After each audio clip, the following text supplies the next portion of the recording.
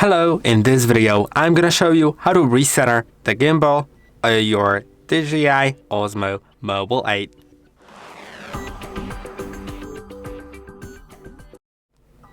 No matter how much you mess around with the gimbal and its setting, whenever you want to recenter, you can simply double press on the trigger on the back and it recenters itself back to where the center is.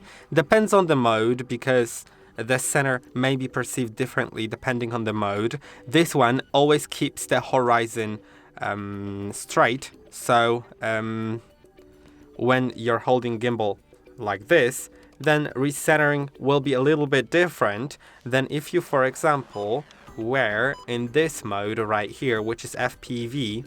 Now recentering will work a little bit differently. So it depends on the mode, but basically recentering always works as long as you double press on the back button. I hope that this video was helpful. Don't forget to like, subscribe, and I'll see you in the next one.